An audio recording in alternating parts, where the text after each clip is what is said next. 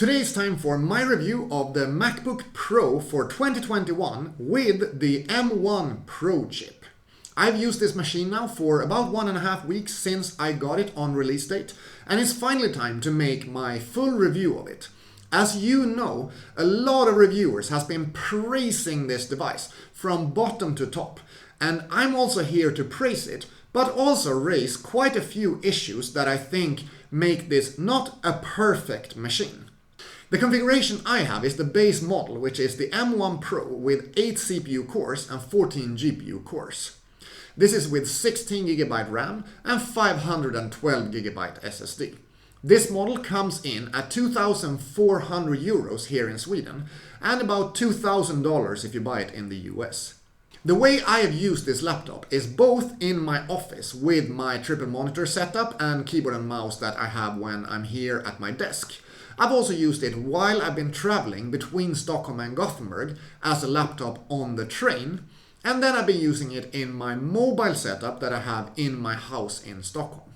During this 1.5 weeks, I've been using it for all my different tasks, both in my work life and my private life. So that's everything from regular office and productivity tasks to video editing for this channel, as well as consuming content when I have time off. I'm W2Best. I make in-depth gear reviews and tutorials, and if you like this video after watching it, I would be super happy if you want to put a like on the video, and if you want to communicate with me, I'm usually very active in the comment section below, and you can also find me on Instagram where I'm at W2Best. There is no time to waste, let's get right into the review.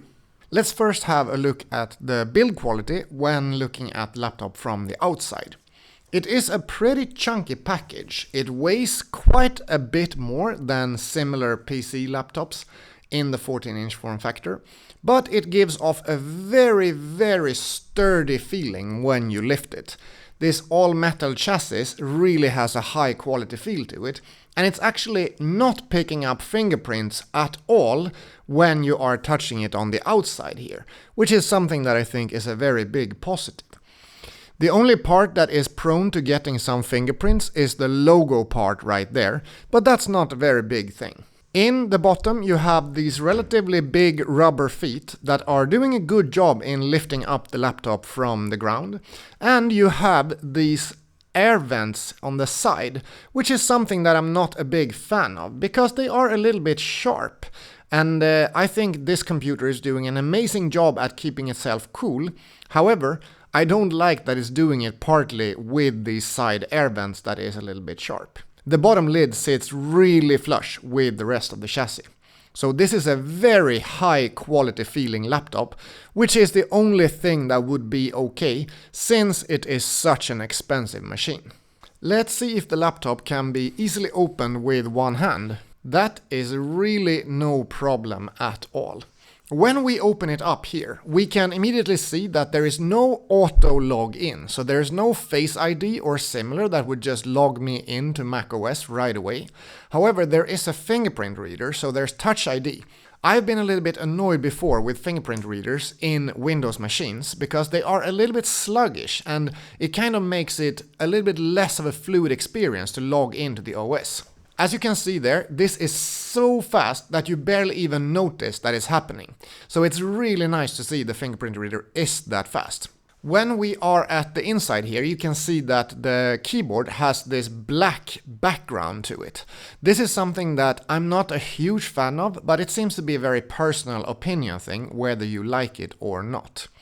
I don't hate it, I just don't think that it's the most amazing design ever. We have the screen that is super sturdy and it's literally not giving away any millimeter of flex, so that's really nice to see. However, the screen only folds down to that angle, and after that it's not gonna come any further. So if you need a 180-degree angle for any of your use cases, this is not the laptop for you. The palm rest area is also very high quality and there's really nothing else to ask for here. Sometimes I've felt that Mac computers have a bit too sharp edges down here, but with the 16:10 aspect ratio you get big enough palm rest area that your hands actually rest on the palm rest area as a whole and not down here where they actually rub on that a little bit sharper part. While the screen is very open to get up with one hand, it's still not a very wobbly screen, so touching it like that, it actually stays in place very nicely. I travel a lot with my laptop, so I need to be able to work in planes or trains, and therefore it can't be too wobbly when doing that kind of movement. The keyboard is barely flexing at all, adding even more to the really high quality feeling of this laptop. Let's have a closer look at the port setup here. On the left hand side you have, first of all, the MagSafe connector. This is something that is back from the previous generation of MacBook Pro, that is the latest version of Mac that I was using. I stopped using MacBooks after they switched to only USB-C ports, so of course I'm very happy to see that the MagSafe connector is back. However, one thing that's changed since that last generation is that I now use USB-C for pretty much all of my different units. So I want to charge the laptop primarily with USB-C, and now I see the MagSafe more as an extra connector that I would have at home, and if I have it in a bit of a strange place where someone could be tripping on the cable, that's when I would really prioritize using the MagSafe. Otherwise I always bring a USB-C cable, so that is the more interesting cable to charge with. So therefore it's good that there are also two Thunderbolt 4 ports with USB-C charging functionality. They also do monitor out, they do data transfer, and of course they do power out as well. The next port is the 3.5mm headphone microphone combo jack, and the special thing with this is that it supports high impedance headphones, which means that you can use something that is a lot more powerful and better sound quality too, something that is amazing because you would usually need to use an external DAC for it. On the right hand side we are also almost in port heaven. We have a full-size SD card reader, something that hasn't been in MacBook Pros for such a long time, and I'm very happy to see that it is finally back. We also have another Thunderbolt 4 USB-C port, which is very good to see because this means you can charge via USB-C on either of the sides of the machine. And then we have a HDMI port, which is also very nice to see. This is the amount that the SD card protrudes when you are putting it into the reader. I transferred an 8.5 gigabyte file, and I got a transfer speed of 3 minutes and 21 seconds to transfer it. This means about 42 megabytes per second.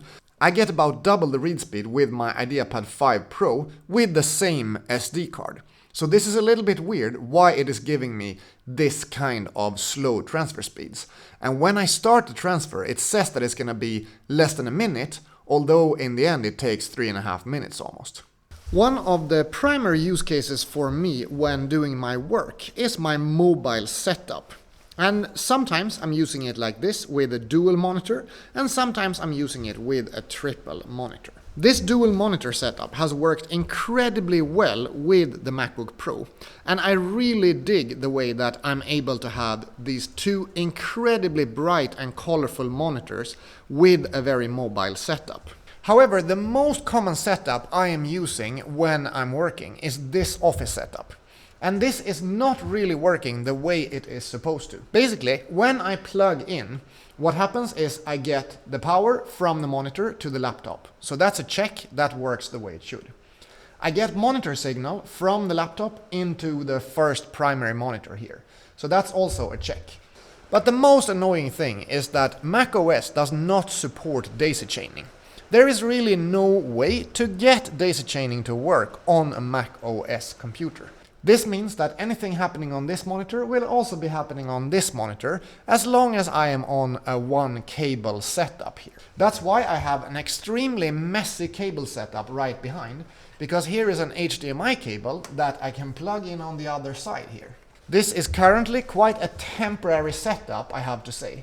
Now, because I'm also plugged in with DisplayPort here, I have to switch this monitor to be HDMI instead of DisplayPort. After a little bit of waiting time, this monitor is now set up as my vertical third monitor. And this is my regular kind of work setup that I'm used to doing with all my Windows laptops. The problem here though is that this is not a very fluid experience. And when I come to the desk and when I leave from the desk, it's just really annoying to have to plug multiple cables and switch settings. And I'm so used to this working with one cable only, that I'm not sure I'm gonna be able to live through this issue. But we'll see. I'm gonna give it some more testing time and then see how I feel about this. The screen of this laptop is so good that it is hard to compare it with anything else that I've used before. This screen is a Quad HD 3024 x 1964 pixel monitor. That is a 16:10 aspect ratio plus this little notch area up top here, which are some extra pixels that are not included in the regular 16:10 aspect ratio and resolution. This is a 120 Hz monitor with a variable refresh rate. So if you need less, for example, when watching a movie in 30 FPS or 24 FPS, it's gonna adjust to that kind of refresh rate. This has a base brightness of 500 nits, and in HDR mode it has a base brightness of up to 1000 nits. The color reproduction is absolutely amazing, and from people that are more experts in this area, from what I know, this is actually a very good device, even for color grading, like advanced color grading when you're doing photo editing and post-production. There is basically no backlight bleed whatsoever, and I don't even know if it's possible to have backlight bleed on this kind of monitor. But this is when it's on max brightness in a very dark environment. And there's really not a single trace of backlight bleed in this monitor. Because of this, it is very nice both editing content and consuming content on this kind of machine.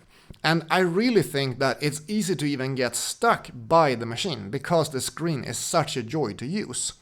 There is absolutely no noticeable coil whine or fan noise in this idle state. And the chassis temperature is around 25 degrees in the keyboard and top area in this idle state.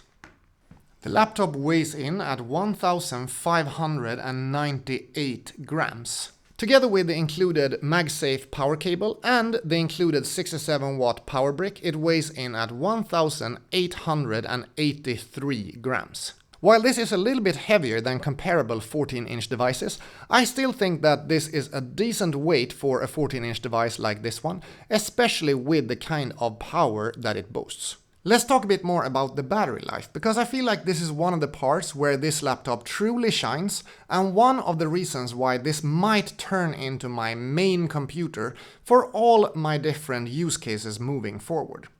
This guy has a 70 watt-hour battery, and that is a decent size for a 14-inch laptop. And the battery life is really good when you're doing light to moderate tasks. But where this laptop shines is really when it comes to doing heavy tasks on battery power. I was doing an editing project for roughly 45 minutes and then exporting that project. And this took less than 5% of the battery. This is something that would never be accomplished on a PC laptop. And that is really showing me that the efficiency of this CPUs, together with the memory, together with the SSD, where everything is mounted together, is really shining when it comes to power efficiency.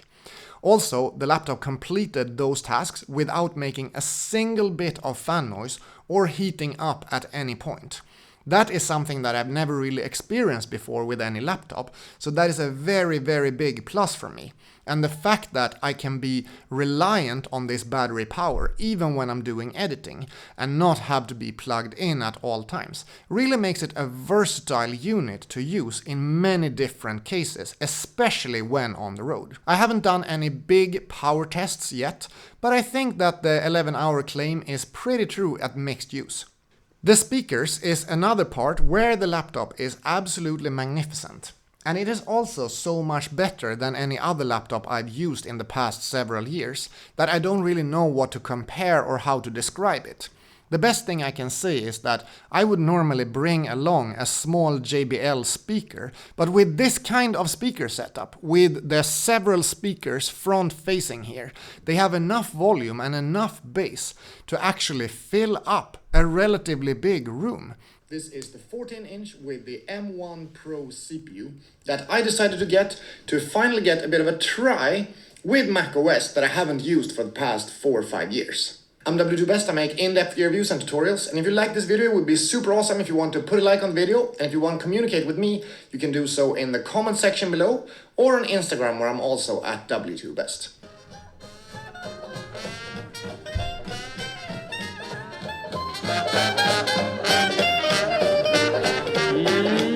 Just because my eyes are dirty, oh, just because my teeth are pretty, oh, just because I always wear a smile, like to dress up in the ladies' back G.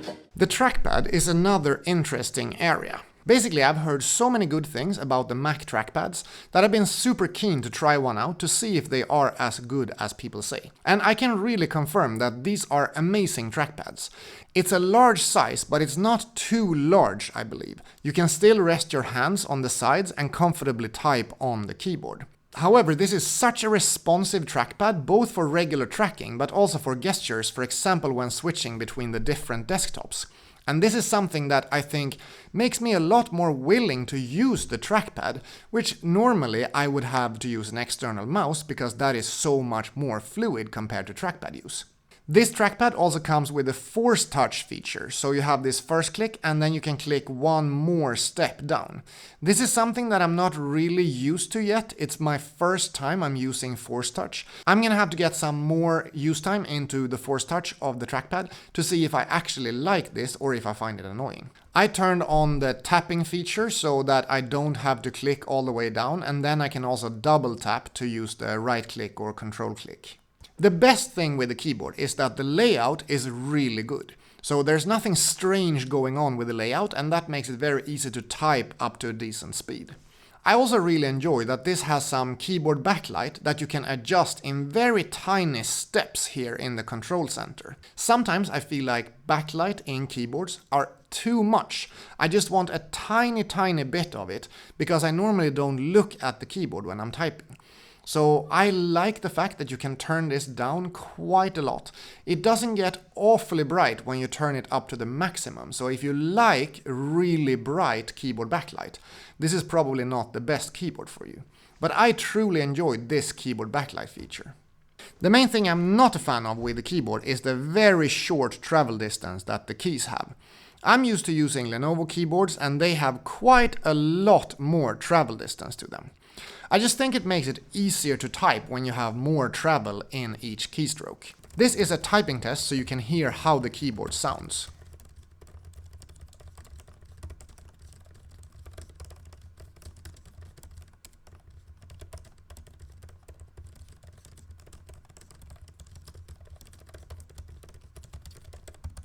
In the top right corner of the keyboard, you have the power button that doubles as a fingerprint reader. And I can really tell you that this is the best fingerprint reader I have been using in any laptop so far. Just look at the speed of activating. I would prefer if there was Face ID in the webcam. This is something that is not there, and I'm completely used to having Windows laptops automatically log me in as soon as I sit down in my desk. Speaking of the webcam, this is the quality of the webcam and the built-in microphones. And I think that these really work like a charm. I love the fact that there's an HD webcam, a 1080p webcam, something that has not been in any laptop I've been testing the past years on this channel. I also think that the microphones work really well for all the different things that I've been using them for. And it's pretty good to have a solid microphone nowadays when so many things are done online in terms of meetings. One thing to note though is that this camera is picking up a lot of light, and while this is normally a good thing, this also sometimes creates this kind of weird line from lights that come from the roof. This is not a huge problem, but as you can see there, it's pretty hard for me to get a decent camera brightness with this kind of light that I have in this room and this angle. Let's talk a bit more about the performance of this laptop, because it is such a fast laptop even though this is the base model. And I really can't see a reason to move to anything faster than the base model. I use this mainly as an office tool together with video editing. And for my video editing needs, this is even faster than what I would need in the future. It's the first time that I've felt comfortable that I might want to try 4K editing, because I feel like this is just gonna chug through 4K editing with no problems at all. The M1 Pro base model is an 8-core CPU with 14 cores in the GPU. And if you pay 250 euros extra, you will get the 10-core M1 Pro. And if you pay 600 euros extra, you will get the M1 Max that has a 10-core CPU together with 24-core GPU. So that's a lot of power for you, but I don't feel like it's necessary to have the 10-core CPU or the M1 Max. I'm super fine with this base model specification. One of the main tests that I was doing was my first unboxing video that I filmed and edited on this machine. And that was a 12-minute Full HD clip. I didn't do many advanced edits or color grades or anything, but my normal export time on that kind of clip would be 6 minutes roughly on an AMD Ryzen 7 CPU. And in this case, it was less than 2 minutes of export time. So rendering video clips that fast actually gives a bit of a different workflow, because you can test render and have a look at how it looks and still know that you can just re-render it and be completely fine with that if there is something that you need to edit afterwards. This, in combination with the fact that it doesn't draw that much power from the battery when doing it on battery power, is something that means that I will really enjoy using this machine down the line. Most laptops will typically take a few seconds to start spinning up the fans, and then they will continue to spin, and usually spin at quite a loud state after a few minutes of this test. It is 100% silent, and it's even hard to understand that there is a fan in the laptop. However, when touching the top part here, you can feel that it's actually a tiny bit warmer compared to at the idle state.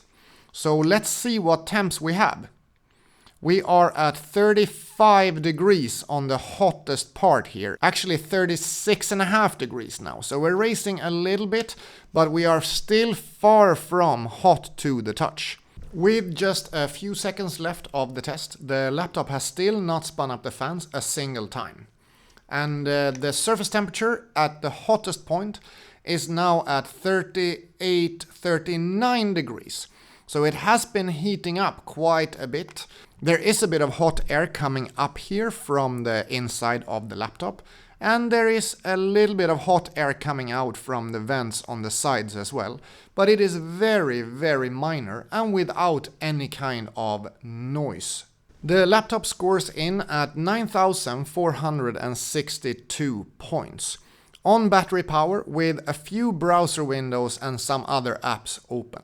So this is a good score, but the most amazing thing is that it's able to do it without getting too hot or spinning up the fans at any point. I'm running Heaven Benchmark in Full HD to be able to compare it to other devices, and Heaven Benchmark scored 2,556 points with an average FPS of 101 points. Maximum FPS 190.9 and minimum FPS 16.1. Also in this case, the laptop is not giving off any kind of fan noise during the whole stress test. The Blackmagic disk speed test is blazing fast with a read speed of 5,280 megabytes per second and a write speed of 4,511 megabytes per second. This is something that I have seen on PCIe Gen 4 SSDs in Windows laptops before, but it's really not common to get that fast of an SSD, and I love seeing this kind of speed in this laptop.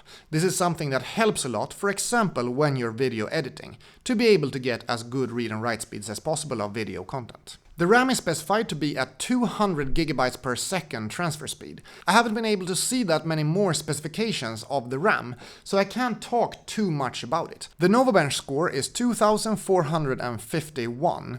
The CPU score is 1,194. The RAM score 363, with a RAM speed specified at 53,109 megabytes per second. The GPU score is 773 with a Metal 3D of 110 FPS. The disk score is 121 with a write speed of 601 megabytes per second and a read speed of 965 megabytes per second.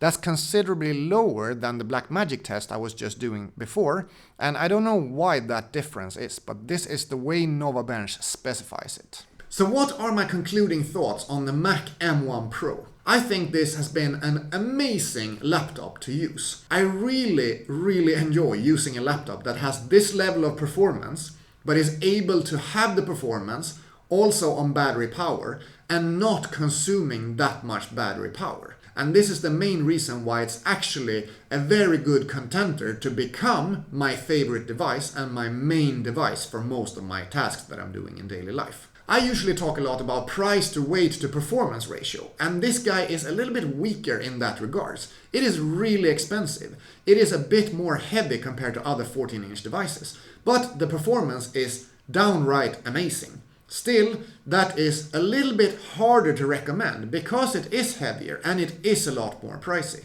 The main pros I see of this laptop is the screen, the trackpad, the performance of it, the speakers, the webcam, even though it doesn't have Face ID, the ports, and the speed of the fingerprint reader. These are all areas where this laptop completely blew me away with how well it works. The cons I find of the laptop is mainly about the lack of daisy chaining ability.